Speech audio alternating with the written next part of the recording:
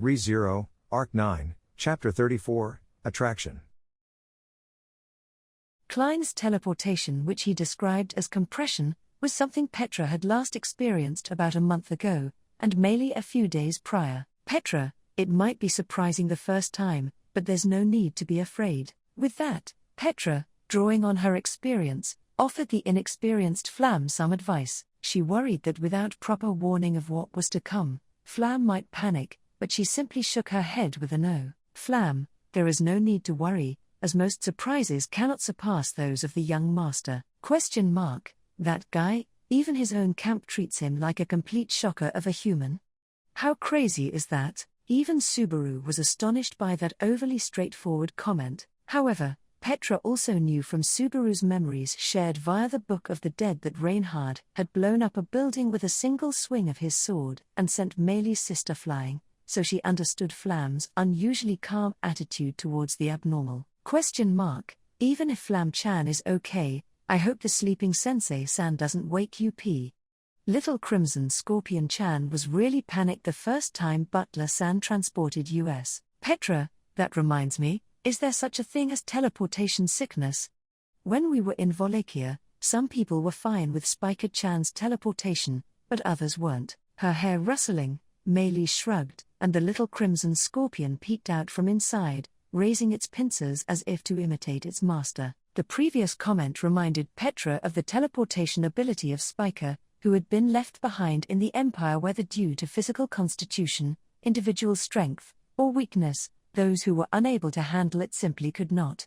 While Petra was on the side of those who could handle it, Garfield was on the side of those who could not, and would curl up and sulk afterward. Then, in response to Petra's question, Klein raised a finger with a "that is interesting." Consideration. Klein, although the number of times it has been used and the number of people who have tried it are not that many, no one has fallen ill. Reassurance. Strictly speaking, the authority of Trustitia is not teleportation, but rather the result of the compression of the time and distance that would normally be traveled. Abridgment. Meili, I have no idea what that means, no matter how many times I hear it. Subaru, so, does that mean it's okay to think of it like King Crimson? No, it's unclear whether it erases even the effects in between, so maybe it's different from King Crimson. Petra, there's no need to worry about getting sick, and it gives us the power to create the precious time we need. Knowing that is good enough for now. Petra came to that conclusion. Meili gave a look of bewilderment, and Subaru mused over it in his own way. She could have understood what Subaru meant, but she felt it would be a waste of time and thought to dwell on the contents of his speech. If she had the time, she would like to confirm all the memories and knowledge that had been poured into her mind and become someone who knew everything about Subaru, but, Petra, Klein near Sama, can I ask you something? Far from fulfilling that desire, the time spent on it would be a waste, and so Petra prompted Klein. The lens of his monocle glistened, and Klein nodded, yes. Timely. Considering the phenomenon he was preparing to bring about, his attitude was reassuringly calm. Then, while Petra was admiring that, Meili tugged on her sleeve with a "Hey, Meili, Petra-chan, about the compensation we were talking about earlier." Petra. It's okay, Klein near Sama said it was good. Meili, that's not what I meant. I don't know the reason myself, but if you have to lose something, Petra-chan, then I don't like it. Petra, lose something? Meili seemed overwhelmed by her emotions, and Petra blinked in surprise at her words. Her friend's frank concern along with Klein's assessment of the compensation she had offered, the emotions that flooded Petra's heart at that moment were intensely complex and profound. With that, Petra smiled at Meili and, Petra, thank you, Meili-chan. But really, I'll be fine. Meili, if that's a lie, then you're terrible. Petra smiled and nodded at the poorly thought-out threat that had been mustered up after some deliberation. She gently let go of her sleeve and held her hand close to her chest, then looked for Subaru. Petra knew his illusory form would not leave her behind, but it was a matter of principle. When she spotted his translucent form, Subaru was gazing out in the distance at the sand sea. Subaru, if I had been a bit more careful, I wouldn't have caused you so much trouble. In the eastern sky where the very air cried out in agony, the sky turned a sickening hue, and the sound of the earth being gouged away roared. There the battle between the Sword Saint and the Witch of Envy raged on. It was a clash between two immensely powerful entities that would determine the fate of the world. Seeing Subaru's frustrated expression, watching as he lamented his own inadequacy, Petra was overcome with sadness. Worried about his friend, Subaru did not mention the recent exchange between Petra and Klein, showing respect for Petra's wishes. In essence, Petra could not hide anything from him, as he existed within her mind. If he wanted to, he could easily reveal all the information she had kept from him. However, the imaginary Subaru did not do so. Whether this was due to Subaru's decency and thoughtfulness, or his intention to do as she said, or perhaps because Petra's self-consciousness, affection, and memories were all muddled together, she could not tell. However, regardless of which it was, this was what Petra thought. Whether it was out of consideration or because it was what Petra desired, the way Subaru behaved was based on how Petra later saw the real Natsuki Subaru. With that in mind, Petra climbed near Sama. If you would be so kind. Klein understood. Commendation. Still embracing her love for Subaru, Petra gave the signal to Klein. Petra, Meili, and Flam. With Patrash pulling the dragon carriage, plus the unconscious Garfield and Ezo, there were 6 people and 1 dragon in total. Add to that Subaru and the little crimson scorpion, and the group, with the help of Klein, began their journey. To that end, Petra offered the compensation to Odlogna. Petra, in an instant, in the literal blink of an eye, the world shifted, and the compression was finished. When she closed her eyes and opened them again, the scenery had completely changed. The taste of the air on her tongue and skin and the scent of the world that touched her sense of smell had changed dramatically, and Petra realized the authority had been used. Petra, for a moment, Petra closed her eyes and thought about the reality of running away. However, she set aside her sentimentality with a momentary prayer, then focused her attention on the task at hand. From this point on, Petra and her companions could not afford even a single misstep. Indeed, Petra gathered her resolve and, whoa? What's going on? A dragon carriage just appeared out of nowhere? Is it Reinhard? Only he could do something so ridiculous. Am I dreaming? Toto, lend me your soft lap. Oh, be quiet. What's all the commotion? Where did you come from? Petra's enthusiasm was dampened by the noisy and unruly welcome they received at the compression destination. Subaru, what? Rongji is one thing, but Tonchinkan too? Tonchinkan. Why are they with him? How and why? And, the final note to add was that Subaru was the first to respond to the warm welcome, loudly expressing his surprise at such an unexpected turn of events. Petra-chan. Meili.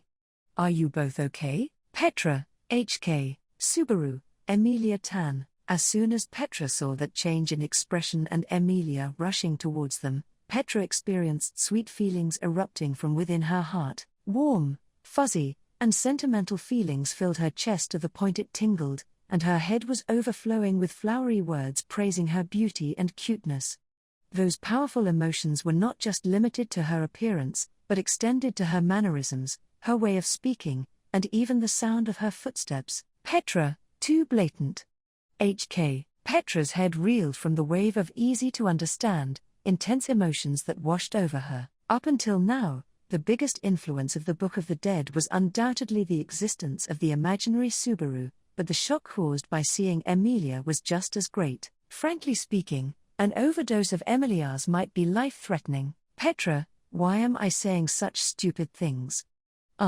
Suddenly feeling as if half her consciousness were being taken away, Petra frantically grabbed at her collar, nearly losing sight of what was real, and managed to stay grounded in reality. As expected, the love for Emilia was overflowing in an excessively bold manner. That in itself made her feel a little jealous, but more than that, although Petra was happy to see Emilia again, it bothered her that her own precious feelings toward Emilia were being pushed aside, and she found that difficult to accept. That was why, when Emilia found them and ran up to them with tears in her eyes, her face so beautiful it took Petra's breath away, Petra resisted the urge to think she was EMT and spread her arms wide. And then, Petra, Emilia ni Tama, Emilia, ne Tama?" With a grand slip of the tongue, she startled Emilia just as they were about to have their emotional reunion. She narrowly avoided calling her Emilia Tan and tried to correct herself, but missed the mark. It was a blunder very uncharacteristic of Petra. "Regardless, Emilia, but, thank goodness. Both of you actually came." "Petra, yes. I am relieved that you are safe, Emilia ni Sama." Overcome with emotion, Emilia embraced Petra, who replied and returned her embrace. In contrast to Petra, Meili, who was also being hugged, reacted awkwardly, gasping, "I can't breathe," and timidly wrapped her arms around Emilia's back. "Subaru, whoa. It's such a relief to see Emilia Tan safe and sound." "Huh? Has she gotten even cuter since I last saw her? She's got so much potential." While he observed Emilia embracing Petra and Meili from various angles, the floating Subaru was overwhelmed with emotion. He was getting a bit too excited. But that was understandable. After all, given the chronology of the Book of the Dead, the last time Subaru saw Emilia was when she was at her lowest point in the sanctuary. Back then, Petra had not been as close to Emilia as she was now, so she would not have been able to help her. If even Petra felt regretful about that, then the frustration that Subaru experienced up close back then must have been incomparable. "Subaru, oh. My goodness, Petra. Look.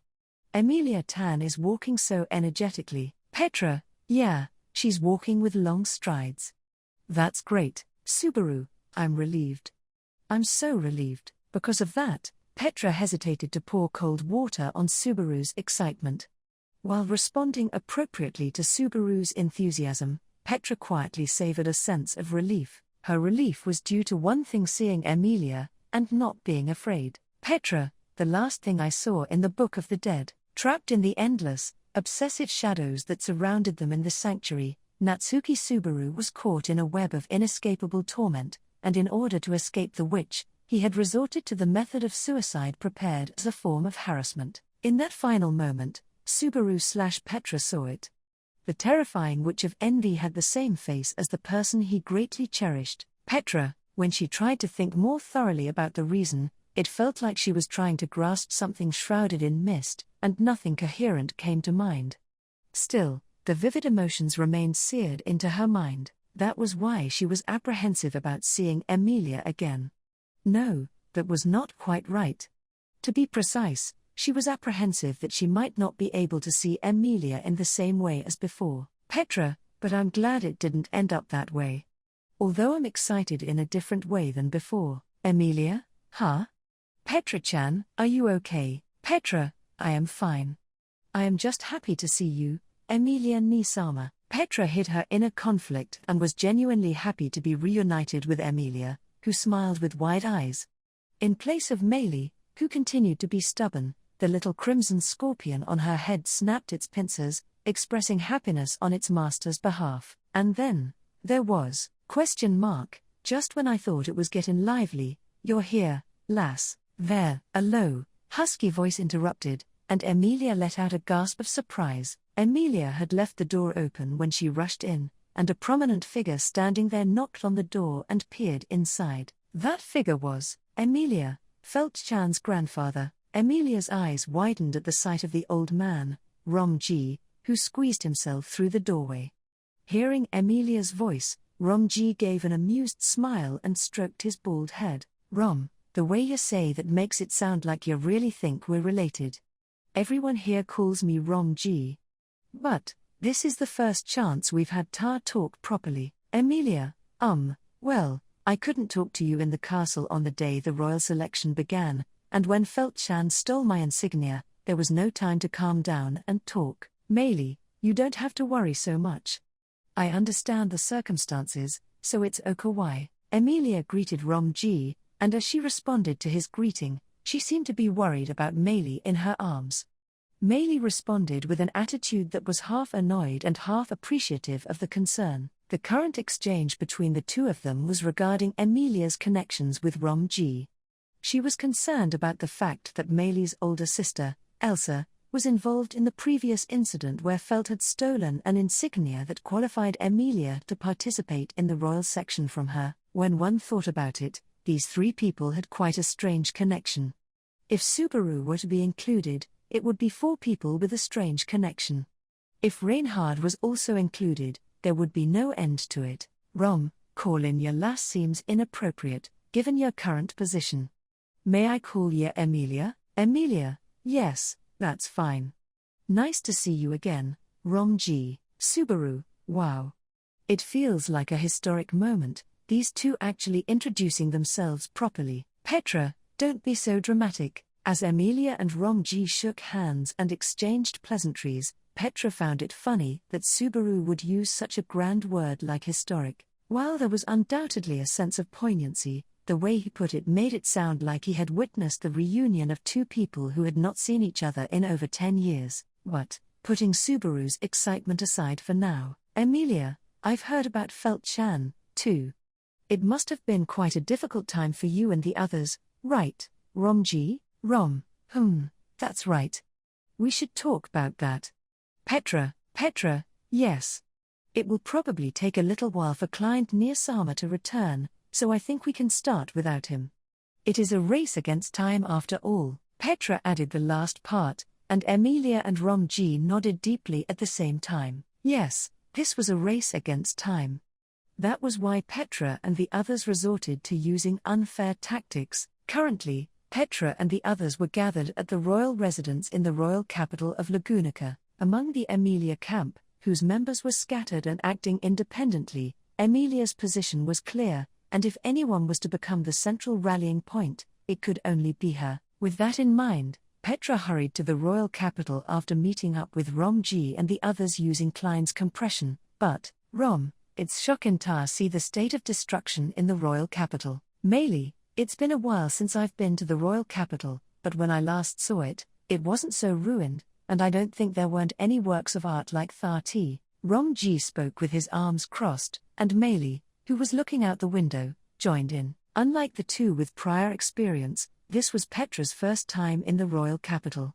Fortunately, the memory she had just recalled of the loot house was located in the slums of the royal capital, so she was able to compare it with her memories of the royal capital from the past, when it was still intact. Certainly, the royal capital in her memory did not have many flashy ice towers, and the noble district, with its rows of stately houses, was not in such disarray. Rom, I never liked that awful place, but I never thought the noble district'd be completely destroyed like that.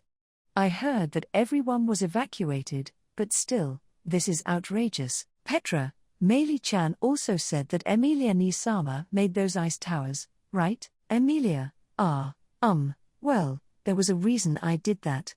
Everyone was really in danger, and I couldn't afford to hold back. Emilia frantically tried to explain the drastic changes to the royal capital that could be seen from the royal residence, which had barely escaped damage. Petra found her frantic movements endearing, and worked with Rom G to sort out what had happened one thing at a time. Petra, so, as expected, Al-san did it. Emilia, that's right. The city was thrown into chaos, all because I couldn't stop Al. Petra, it is not your fault, Emilia Nisama. Had you not created those ice towers, the people of the royal capital would have been in big trouble. That is why you are EMG, Emilia Tan is seriously a guardian angel. Emilia, yeah, Petra-chan, thank you. Huh? Wait, what did you just say? When Emilia blamed herself, Petra shook her head vigorously to deny that she was responsible. Having heard that Al and Volcanica were involved, if anything, Petra felt responsible herself for the devastation that struck the royal capital of Lagunica. She could not help but think that if Al's schemes had been stopped at their source in the Pleiades watchtower, none of this would have happened. Meili, if you start talking like that, there will be no end to it. Each of us got outsmarted by Helmut-san at every sweet pea. It's Helmut-san and his group who were at fault, don't you TNK, Rom, that's right. It's good to reflect on your shortcomings in order to make up for 'em, but regretting your lack of ability ain't productive. It's an old man's rule of thumb. Emilia. Yeah, you're both right. Al did something bad, and he's the one who has to take responsibility for it. We don't have time to feel sorry for ourselves. Emilia's cheeks tightened at Meili and Rom G's words, and she regained her composure. Seeing Emilia's reaction, Petra let out a small sigh and braced herself. Just as everyone said, weakness disguised as reflection was a bad habit. There was always a path forward. Subaru, Al must think the same way. Otherwise, he wouldn't have crossed the line to break a Sin Archbishop out of prison.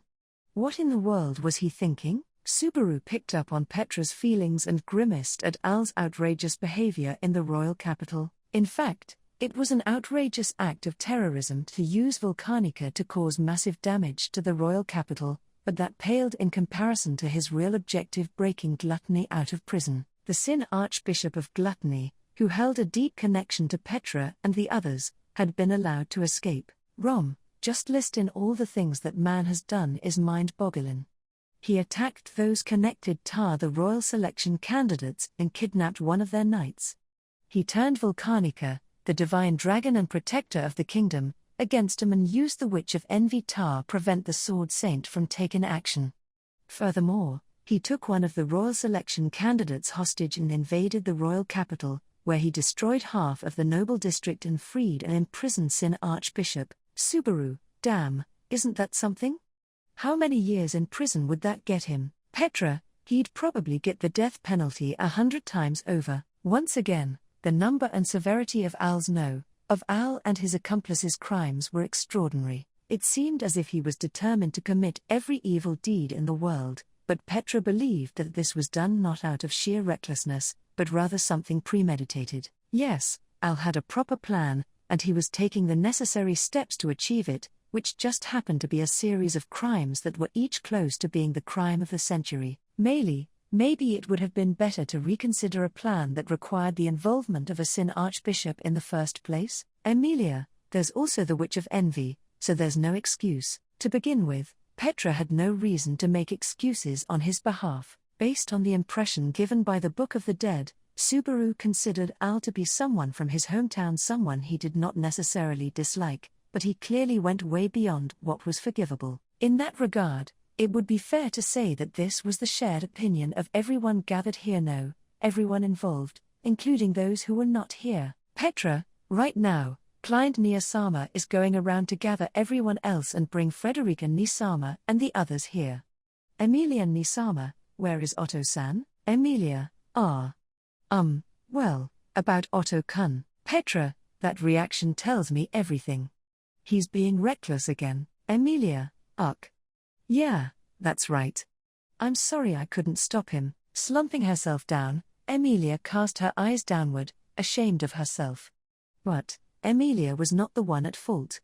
If anyone were to be blamed, it would be Otto, and in this case, he was not entirely at fault either. Among the members of the camp, Otto regularly acted recklessly. Petra, Frederica, and the others always told him he ought to take a break, but this time, that advice was not applicable. In fact, Otto, who wielded the divine protection of the soul of language, was far too reliable in this situation. Petra, using insects and birds for reconnaissance and espionage, That divine protection sure has a lot of devious uses. But that means undertaking a lot of labor in return. That's exactly right. You can tell Hat Unnison is a worrier just by looking at him. I've been around for a while, but I ain't never heard of the divine protection of the soul of language. The fact that I've never heard of such a useful divine protection's gotta be because no one who's had it has lived long enough for people to hear about it. Meili chuckled, but Petra couldn't help but agree with Romji's grim speculation. It was true that overusing the divine protection of the soul of language was dangerous to one's health, and Petra had also witnessed Otto suffering from nosebleeds after using his divine protection excessively in the Empire. That, too, was out of necessity due to the demands of war, where there was no room for half measures. Emilia, he was worried about Subaru and the others, but he was especially concerned about Garfield. He was really determined to do something about it. Petra, Ottobro asked my amazing self to do this, and I messed it up. Those two are so much alike. Meili, Petra-chan, that was a surprisingly good impersonation. Regardless of Emilia and Meili's surprised reactions, it was easy to imagine Otto and Garfield wanting to do something reckless in such a situation. Still in a comatose state, Garfield had been left in the care of the Royal Capital's medical center, but caution had to be taken to ensure that he would not blame or hurt himself once he regained consciousness. Petra, I hope Fufu-chan will be able to keep Otto-san calm. With that, Petra worried about the well-being of the absent Otto. No matter what sort of insect or animal he attempted to communicate with, Otto himself had to be present to interpret the information gathered. For this reason, Otto was tracking Al's gang on his own, or rather, with his longtime partner and beloved dragon, Fufu, Subaru, Otto. I'm afraid he'll mess up at a crucial moment, and I don't know how much I'll be able to rely on him. Petra, if Otto-san were to hear that, he'd probably have the angriest face ever. Subaru had a tendency to take everything on by himself. Not just Otto, but anyone in the camp would be angry if they were told that, but Petra thought Otto would be the most frightening. Nevertheless, it was true that Otto should not bear this burden alone. If Klein could have brought Ram along, they could have shared the burden with the help of her clairvoyance. And then, just as she thought that, Petra suddenly remembered. Petra, hey, Emilia Nisama, there's something I wanted to ask you. Emilia, What is it, Petra-chan? Petra, I don't know if you've noticed, Emilia Nisama, but on the way here, Meili-chan and I suddenly started feeling sick. The question Petra had asked related to the events which occurred just after Flam had used the divine protection of Mindspeak with her sister Grasses in order to locate Rom-ji and the others, and as they were discussing rushing to the royal capital. Suddenly, Petra's entire body broke out in goosebumps, and she was struck by an unsettling feeling within her heart. Petra was so shocked, she had wondered if it was a side effect of the Book of the Dead, or if Reinhard had lost and the Witch of Envy was coming for her. But Meili was experiencing the same sensation, so they concluded that it was neither. Petra, but, given the situation, right. Flam-chan and Rom-Ojisin weren't affected, but Meili-chan, Klein Nisama, and I all felt it. In this case, I thought it might not be entirely unrelated to Al-san. Emilia Nisama, it was an unusual situation, and even after discussing it with Meili and Klein, they had arrived at no conclusion. Upon seeing Emilia's reaction, Petra stopped sharing this potentially sensitive information. Emilia was staring intently with her beautiful amethyst eyes, her cheeks stiffening. It was clear from her reaction that she understood what was said. Emilia, that really creepy feeling, it's probably the work of the Sin Archbishop of Gluttony. Subaru, did she say? Gluttony, Meili, UGH, it felt awful. Subaru frowned at the mention of a Sin Archbishop, one of their most hated enemies, and Meili stuck out her tongue. Petra also put her hand on her chest, motioning with her eyes, prompting Emilia to continue. Emilia, I'm not exactly sure what happened. But Al made gluttony. Roy, do something, and then I suddenly felt sick and while my vision was spinning. Petra, Al-san and gluttony both got away? Emilia, yes, that's right. Emilia's shoulders slumped dejectedly, as she weakly nodded. In response to Emilia's reply, Petra glanced at Rom-ji, and the wise old man in charge of the felt camp stroked his head with his large hand and said, Rom, when this was just about Petra and Meili, I was thinking it was just some kind of misunderstanding, but with Emilia feeling the same way on top of that, and gluttony being involved, I don't have a good feeling about this. Petra, what do we have in common? We're all Emilia Nisama's allies, maybe. Meili, it would be easier to figure out if the Fang Unison was awake, or if Had Unison wasn't keeping quiet over there, or if Subaru Unison hadn't been read. Subaru, including the current me, we're three idiots with bad timing. As Petra predicted, Al was involved, but the fact that gluttony was also involved made the uncertainty surrounding the unknown attack even more dire. Leaving Spiker behind in the Empire had begun to feel like a mistake. Spiker, too, despite her many trials and tribulations, was one of the Sin Archbishops of Gluttony. Petra, no, I shouldn't think like that. I'm not the master. What could be done and what could not be done? What would be useful and what would not? If she were to start to determine a person's value from that perspective, she would quickly become like Roswell. Insight could be honed as much as one liked, but it was essential to be cautious to avoid losing one's humanity. Rom, for now, let's just be aware of gluttony's actions. So, according to your Internal Affairs Minister, Their destination is Emilia, Kararagai, the Grand Mogulate Giza. Romji attempted to change the direction of the conversation to move away from the inconclusive discussion, and Emilia picked up on his words. That was the final destination of Al and his accomplices, and the circumstances that led to this discovery were, Rom, they took Felt, she left behind a message for ya guys. I trust Felt completely, but I'm unsure about ya, Emilia, you mean Otto-kun? I believe in him not just 100 times, but 1,000,000 times over. Petra, Emilia Nisama, you are talking about quantity, but it is supposed to be a percentage.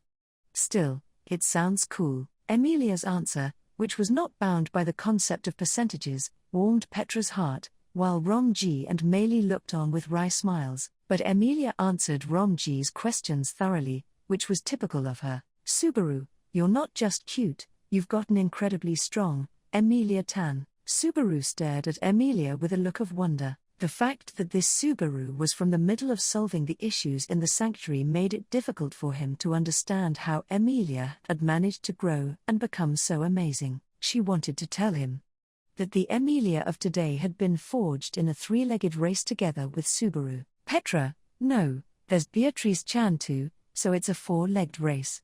If that's the logic, then I want to join too, and Garf-san will get sulky if you don't include him.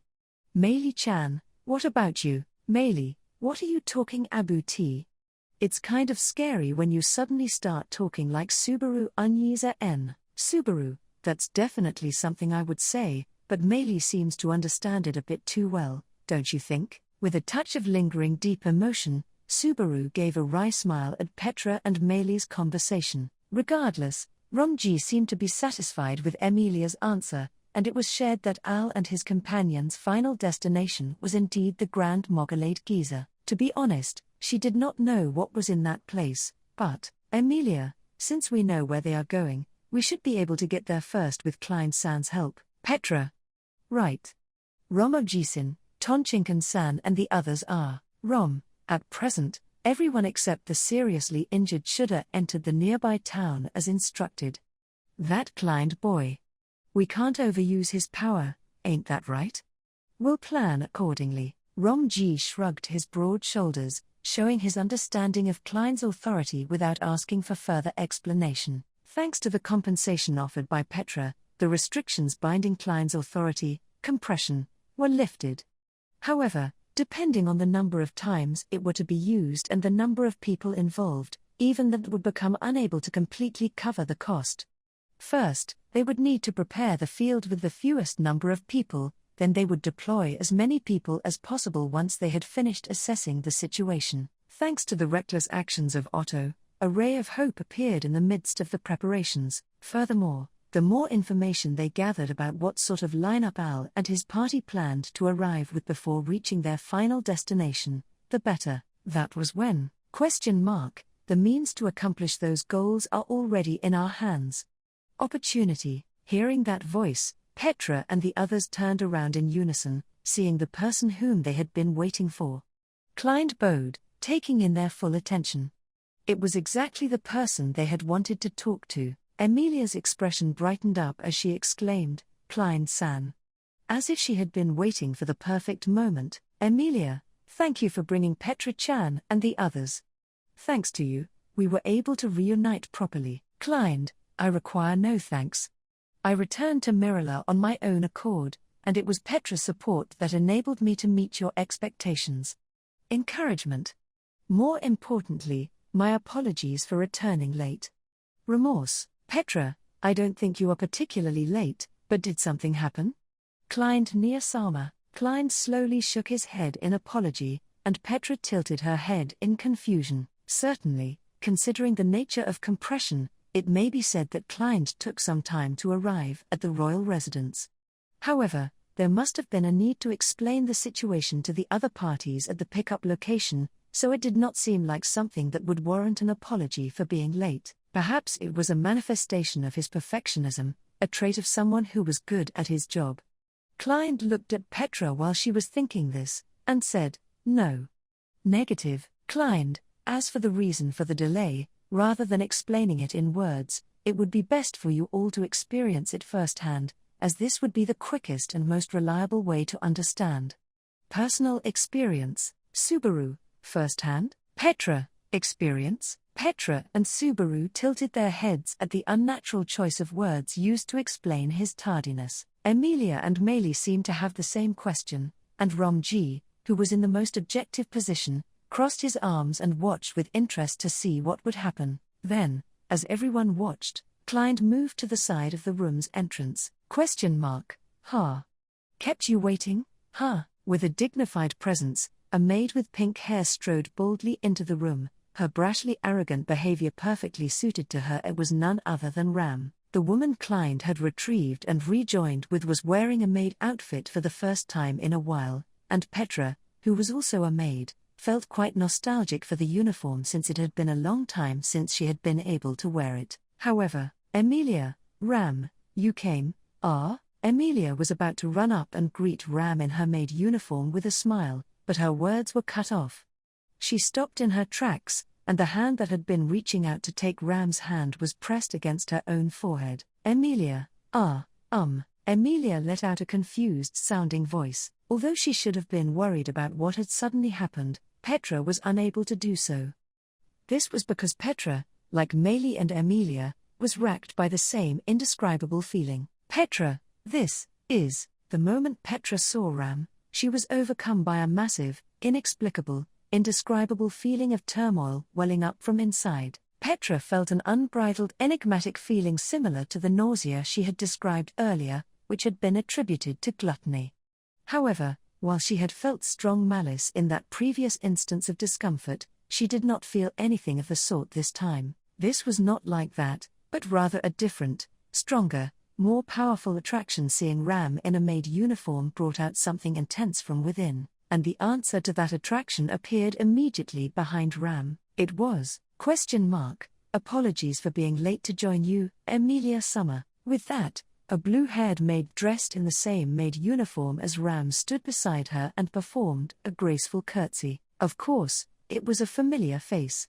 However, as far as Petra knew, she was not in a position to perform with such perfect manners and wear a maid's uniform.